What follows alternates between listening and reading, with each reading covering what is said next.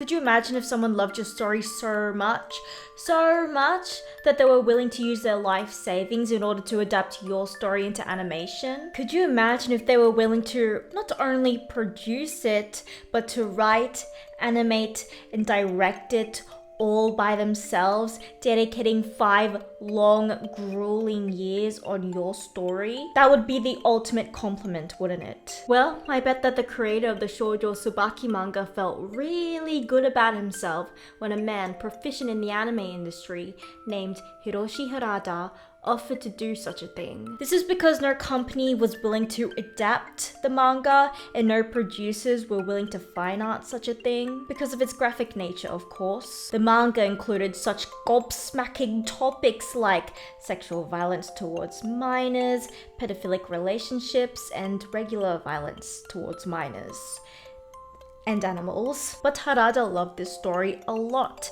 and wanted to adapt it no matter what the physical, mental, and literal costs would be. Not because he was a sick fuck, but because he heavily related to its themes of bullying and prejudice, which are themes that frequently would appear in his other works. The emotional toll of working on such a dark and disturbing story for 5 long years, coupled with him spending his life savings, seemed to have put him off so much that he never worked on a film again, instead jumping ship to the video game industry. At least, that's what's speculated on this website called fedupmovies.com, where I torrented this movie, and has kinks and ideologies in the same category for some reason. What? It's not like I can buy this movie over here. It's banned in Australia.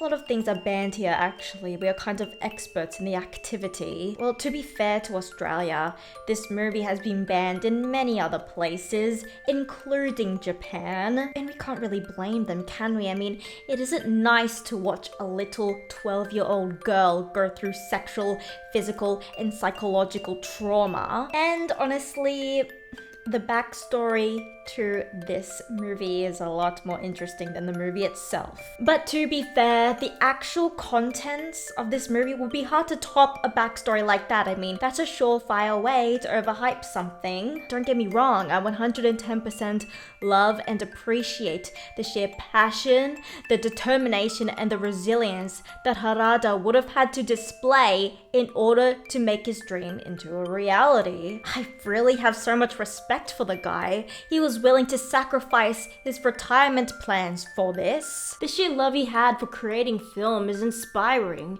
and I could really sense it when watching this movie. The animation isn't top tier with how little there is. I mean, Wikipedia even labels it as a semi-animation, but who cares? I mean, it was made by one guy, cut him some slack. There wasn't a need for a lot of animation anyway. Harada clearly focused more on the story and art.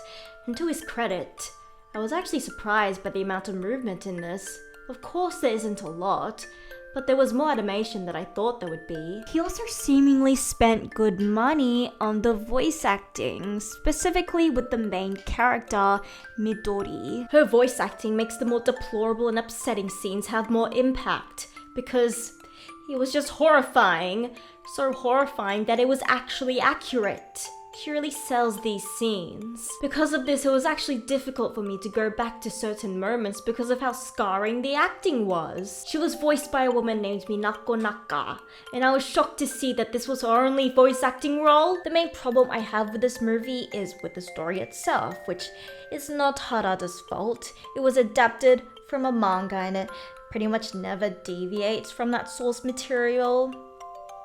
Yes, I did also read the manga, okay? It was only 9 chapters. It's a very short read, so why not? And to be perfectly honest, the movie wasn't even that disturbing. And no, it's not because I'm some sort of edgelord. It's just that, well, most of the disgusting, atrocious shit happens in the prologue and in the first chapter. Everything gets pretty tame before the halfway point even begins. I mean, don't get me wrong, it still made my skin crawl, but not in comparison to beforehand. They seem to have crammed all the disgusting shit at the start. So what the fuck is this story even about? And why don't I like it? Well, before I get into the plot, I want to discuss the title, or the titles, because I bloody struggled to pick one, just like how they bloody struggled to pick one. The movies, because it is a live action one, and the manga have more alternate titles than I have ever seen for anything, ever. Why are there so fucking many, And why does it have to be so complicated? It's such a short story and a really obscure one at that. I mean, what the fuck? Come on, make your fucking mind up. Ugh, whatever, I'm just going to call it Midori. It's more widely known as that anyway. So Midori is about this poor girl named Midori, and Midori has become the sole income of her family because her mother is sick and her father ran away because he's a pussy deadbeat. One night, while selling her camellia flowers, a man named Mr. Arashi tricks her into trusting him. When her mother dies, by getting eaten by rats, she goes to his location, a traveling freak show circus. That's where Mr. Arashi essentially kidnaps her and forces her to be a slave. Eventually, she falls in love with a, how should I say this, questionable man too. So this anime is split into 4 parts. Like I said before, the prologue and the first chapter definitely by far the most uncomfortable to sit through, since they were essentially highlighting how shit and irredeemable these circus performers are. They include this fat pirate guy, a transgender little boy, a woman with shit eye makeup, a leper with no arms, also with shit eye makeup, Torquemada with no limbs, and a deformed infant, also with an unfortunate haircut. There's something interesting that I'd like to point out in the manga. They have a character list. And the funny thing is that I believe some of the characters included were solely there to pad out this page, because included are 2 realistic characters who are actual people apparently, who never ever appear in the story. And there's also this character called Spotted Girl who doesn't appear in the story either. What's even funnier is that it even says below that she doesn't appear. Then what's even the point of putting them in? This is so confusing to me. I'm sorry, I just had to point it out. Whatever, it doesn't matter. Anyways, the troupe of freaks that are actually in the story continue to beat Midori down into dust, vanquishing all hopes and dreams of becoming a sane person if she were ever to escape from this nightmare. First of all, they keep R-wording and sexually abusing her, of course. They certainly love doing that shit. But they also love having sex right next to her too. Actually, it's especially concerning that the leper is having sex because, despite not having any arms, he apparently doesn't need help bathing. I mean, he's the one that tells Midori to help bathe the others that cannot use their arms or don't have any arms, but not him. At first, I thought that he would have just used his feet, but in that case, how does he scrub his back? And more importantly, how does he scrub his bloody genitals? It must be just impossible. So I bet they aren't even clean at all. Jesus fucking Christ, the diseases. I'm surprised he's still alive. I'm surprised everyone in that fucking orgy place is still alive. I'm just glad that they never showed us his dick. There's also this fetish that they participate in sometimes, especially Mr. Arashi, who, by the way, is a gay pedo because he only wants to have intercourse with the little boy. The only reason why I know about this fetish is solely because of this anime. Unfortunately, you know, I would have preferred going my whole life without knowing about it actually, but here we are. Fuck you, anime. It's called ocular linctus, the act of wanting to lick someone's eyeball because it turned you on. Why is this a fucking thing? I don't even know. That is some sick shit! Apparently there's health risks associated with the act too? Unsurprising. Don't lick people's eyes. The freaks also love animal abuse too. They make Midori bite the eyeball of a live chicken for like a practice performance or something, even though I thought that she was only meant to be their slave, not a performer, so yeah. What? Okay. This makes her throw up, and Honestly, the tamest vomiting scene I've ever seen. I still won't show it though because, understandably, most people don't like seeing that shit. The transgender kid also murders Midori's only source of happiness. These puppies that she ends up befriending and wanting to become a mother to. It's a pretty brutal and graphic scene too, with fluid animation because of course an instance we get of actual fluid animation is in a scene like this. He bashes one of the puppies against the ground and then he stomps on another one. He doesn't do it with much force, but it ends up squishing and essentially exploding right away. All its organs pop out, its eye pops out, it even throws up. It's just really disgusting. The little anal cavity then cooks the puppies he just killed and feeds it to Midori and the other freaks later that day.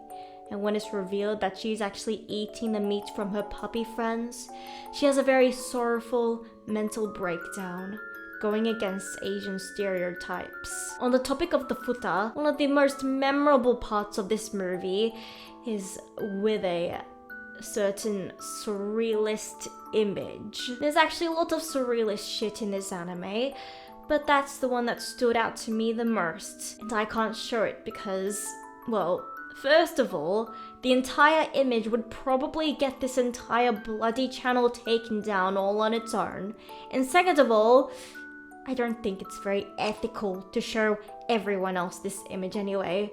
But the drawing is of Midori and the futa with really long, coily necks, and the futa's penis is like 8 feet tall and is wrapping around her like a snake. If the point was to carve an image into my memory, then you have succeeded. So, thanks. You fucking asshole. Speaking of assholes, there's this strange scene with a pirate and a leper complaining, and they enter a room where Midori is trying to sleep. And she's also sick, by the way. They tell her to fuck off into another room so that they can complain in this room. Bunch of twats. They were whinging about the freak show getting zero money. Which is no surprise, I mean, they have a man who eats swords, a man who does archery with his feet, and a boy who breathes fire! Wait a second. Okay, those are actually pretty cool. I don't really know why you guys are losing money now. Maybe the audience can just sense that you guys are deranged, unredeemable psychopaths on the inside. I was actually bracing myself for this one scene that Harada ended up deleting, but it was in the manga. It's a scene of the freaks eating noodles, and they won't let Midori have any, of course. So, on top of all the other horrific shit that they do to her, they don't feed her very well either. Anyway, I guess the noodles reminded her of a time when she had worms, because she goes off on this unhinged story time session about this one time when her and the rest of the students at her school were made to take this pill in case they had worms, and then a worm that looked like a noodle came out of her ass, but it didn't come out all the way, so she had to pull it out with her fingies, and then the scene ends. That's it. That's the goddamn fucking scene. I'm not actually surprised that he removed this part because, believe it or not, this added nothing to the overall story. Yeah, I know. What I'm actually surprised at is the fact that they didn't beat the living shit out of her for telling them this story while they were eating, no less. In the next part, part 3, we get introduced to a new performer, the one in which Mr. Arashi hired with the hopes of boosting sales, this dwarf named Masamitsu, whose act is about him being able to get out of this jar with ease by shape-shifting. Apparently this is Western magic, and no, they don't mean West how we mean West, you know, English-speaking countries. They mean West as in the Middle East. And with this, the creepiness just piles on. I mean, this shit was already really creepy before, but my skin is crawling even more now that Midori, who is 12 by the way, and Masamitsu, who looks like he could be her father and also looks like Felix the fucking cat, immediately fall in love with each other and enter a relationship. And no, they don't develop this romance unless you count this extreme extremely uncomfortable cheek kissing scene and this atomic bomb of fuck, which is this hallucination dream sequence of them laying down in a meadow and kissing on their mouths as development. The writing just decides that they are in love as soon as he comes into the picture. They even talk about marriage almost immediately. When Masamitsu arrives, that's when everything changes for the freak show. People start to actually want to see them. Well, they only want to see him specifically. They tell the other performers to go fuck themselves backstage so that Masamitsu can come on and do the same jar trick over and over again. I mean, I'm sure that it would be impressive the first couple of times. He's essentially Elastigirl or Jake the dog, but he really doesn't have any other tricks. That shit will get old. He also makes Mr. Arashi his bitch. He sucks up to him and even calls him sensei. The straight pedo even becomes the circus's accountant because he doesn't trust the gay pedo and pays the troupe more. Due to her newfound love, Midori is in a better mood, which makes her stand up for herself more. This is actually something that I liked about this movie. It wasn't the first time Midori stood up for herself, even when she was under more hellish situations when she didn't have her weirdo boyfriend with her. I expected her to be really passive and have the troupe walk all over her throughout this movie, especially because they are way bigger than her, but no, she has some sass. Although, I didn't agree when she said that the troupe was successful because of her. Okay? No, little girl. Just no. What? Because you call Masamitsu your husband? Luckily, from this point forward, the abuse and torment Midori has to endure dwindles, but honestly, this comes out of nowhere. So one day, when the freaks are beating up Midori, you know, the usual, Masamitsu uses his pedo powers to scare them by making her really huge and bosses them around this time. And then, they like her, like, genuinely like her. They never ever show any animosity towards her, ever again. That's all it took. And this is one of the main reasons as to why I dislike this movie. No, it's not because they stopped bullying her. Okay, I'm not that much of a sick and twisted monster. Of course, I'm not against the trajectory of taking villainous characters and making them like the main character. It's just how the story does it and who they do it with that is a problem to me. This character development is extremely rushed. I wouldn't even call it character development at all. It felt like there were crucial scenes missing straight up. Like there were pages that were burned or eaten from the original manga and the author just said fuck it. And also, them genuinely liking Midori does not make sense for these characters. Why?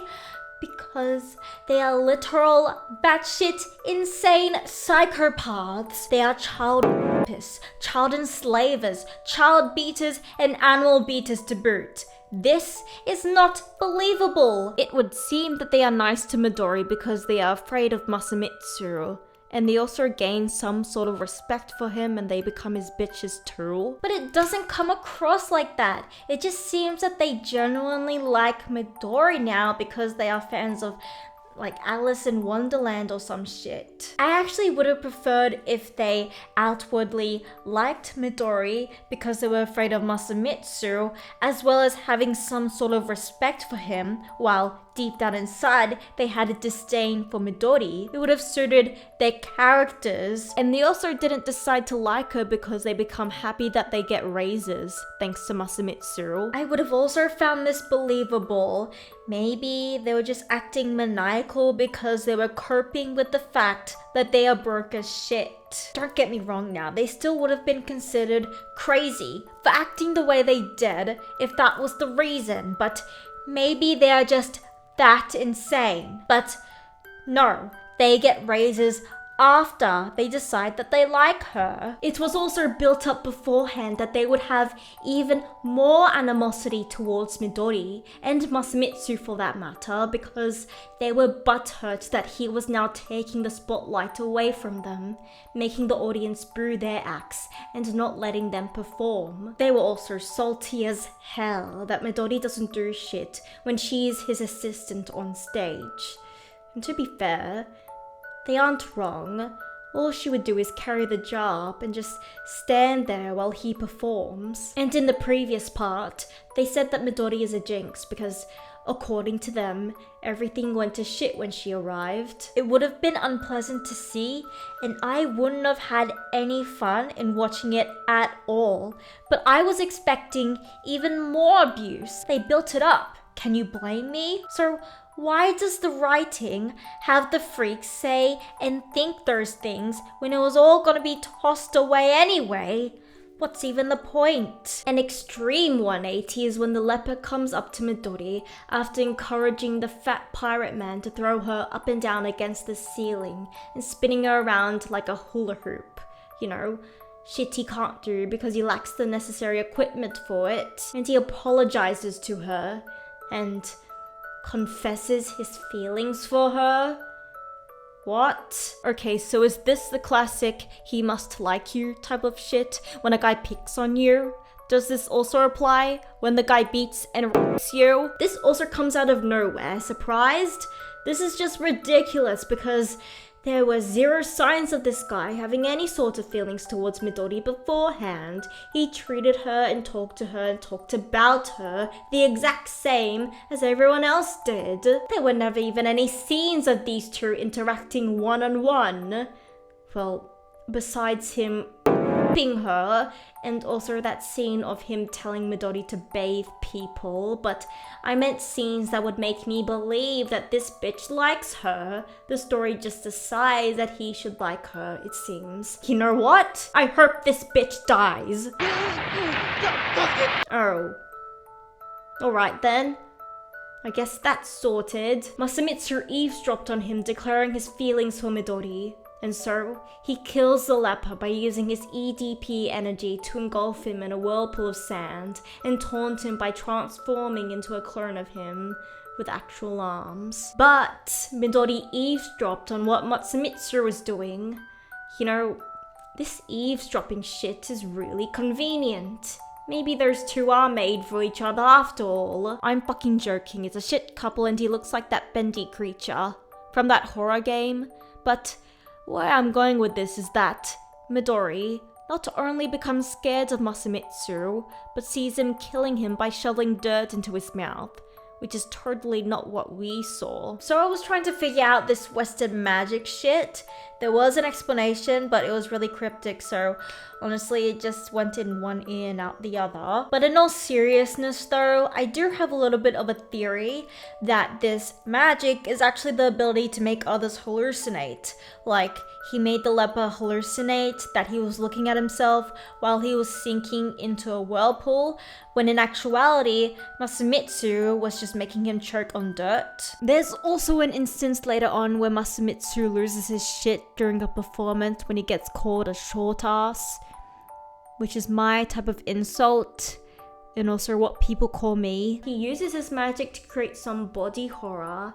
It's actually an incredibly creepy and unsettling scene that they make sure to drag on for a while, to add to the disturbing nature of this film, I gather. It even looks like he kills some people by making them explode and rip apart, but it turned out that, in the end, they were fine. They all survived. They all transformed back to normal. Even the ones that exploded, the rest of the troupe saw this too. So, did he make them hallucinate as well? And you know what? Maybe they aren't meant to be hallucinations. Maybe the writing is just shit and inconsistent and I should just accept that. Yeah, I'll go with that. This is stupid. I'm giving this movie way too much credit. But I'll have to admit During this scene, I was actually looking high and low for something that happened in the manga, where an old man's ballsack expands into the size of the peach from James and the Giant Peach and crushes a little girl with it. But no, it wasn't included in the movie. Yes, I know. It's a damn shame. But I guess that's where Harada drew the line. It was actually a really gross drawing though, all jokes aside. It even included the hair and everything. It would have been a trillion times worse animated and colored. For some reason, the troupe isn't mad at Masamitsu for doing this. They say that the audience will be fine because their bodies turned back to normal and they won't press charges because of that. To them, it was just giving the audience a little fright. A little fright, you say? A little fright? A little fright to my ass. They would have gotten scarred for life. I mean, look at this shit. And more importantly, people died too, for Christ's sakes. At least, that's certainly what it fucking looked like. I don't know about y'all, but when I see every organ escape from someone's body, that means that they probably won't be okay. Why aren't they thinking that people will be on their asses for that? Are they stupid? But no, we're gonna ignore the fact that he killed people. Why? I don't even know if he did kill people. Instead of them losing money gradually though, Mr. Arashi ran off with all the money immediately when the last part begins. Probably because after his mental breakdown, scarring the audience for life and probably killing them, Masamitsu said that he was gonna quit. Well, that didn't take very long. He was only employed there for like a week, but what a way to go out, huh? This is the end of the freak show, and Midori and Masamitsu plan to go and start a new life together.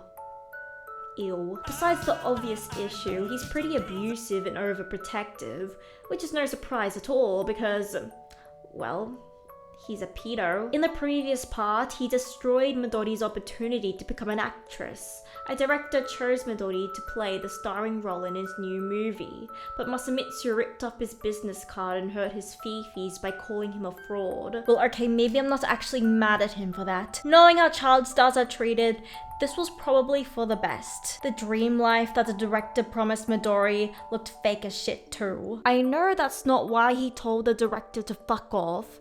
He did it because he's an insecure man, baby, but still. Although, there's no excuse in slamming Midori's head against a mirror and then imprisoning her in a jar when she tried to piece together the business card. What's upsetting is how quickly Midori forgives him for all this, but I guess I do understand. She's probably used to all the abuse and creepiness. Who I truly don't understand Midori liking are the rest of the circus freaks. When leaving, she thanks them for everything and hopes to see them again. Are you fucking kidding me, movie? Why? Why are you making her grateful to them? For what? I don't care if they ended up being nice to her in the end. These motherfuckers beat her, enslaved her, caused her all this trauma, and then she's gonna act like that never happened. This feels so off that it's like her memory got wiped.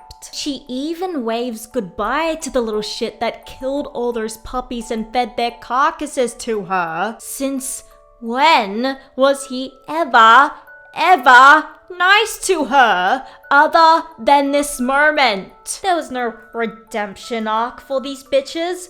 Fuck that. Fuck these psychopathic freaks. And fuck this pedophilic short ass. The child chaser ends up dying so suddenly too, and the death itself is very unspectacular to boot. When he's going to buy food, a thief stabs a guy he's robbing, and then he stabs Masamitsu because he's a witness. Midori can't find him, and then we get another hallucination sequence of the circus troupe laughing at her misery. Thinking that Masamitsu abandoned her, Midori screams that she wishes they were all dead, and then she tries to kill them with a stick, acting like she didn't just thank them for everything and wish to see them again. Yes, she ends up disliking Masamitsu because of a misunderstanding of all things, rather than realizing the real reason as to why she should dislike him. Whatever, the fucking movie is over. It ends with Midori being sad and alone, and this boring song sung by a bunch of kids that are off-key.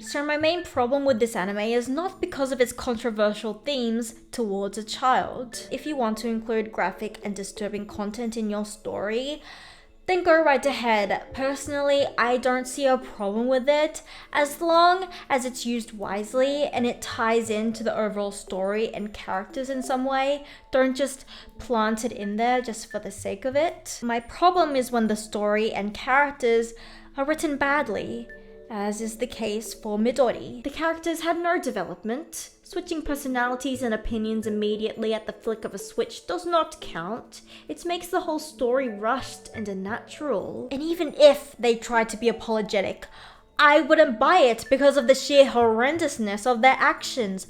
I'm not about to forgive rapists and child and animal abusers.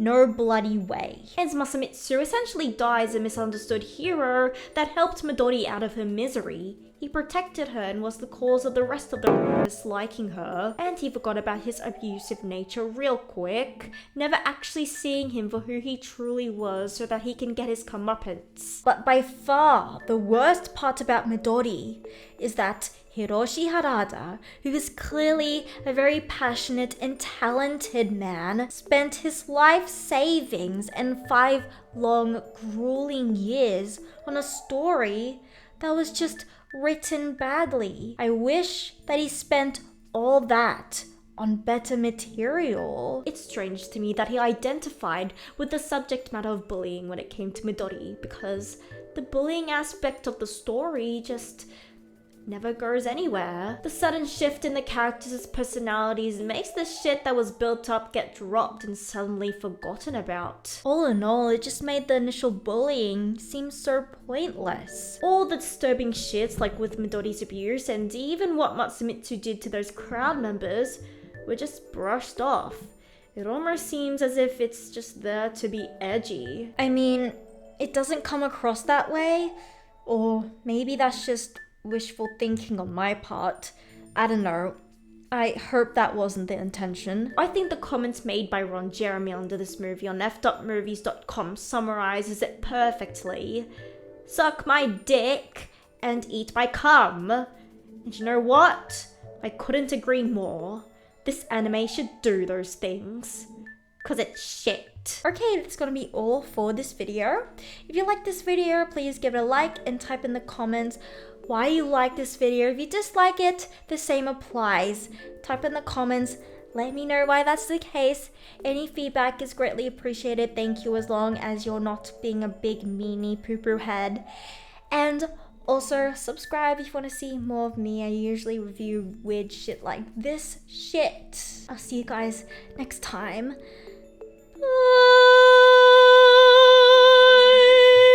I said bye, if you didn't know what that was. That was me singing bye. Okay. Bye for realsies. Bye.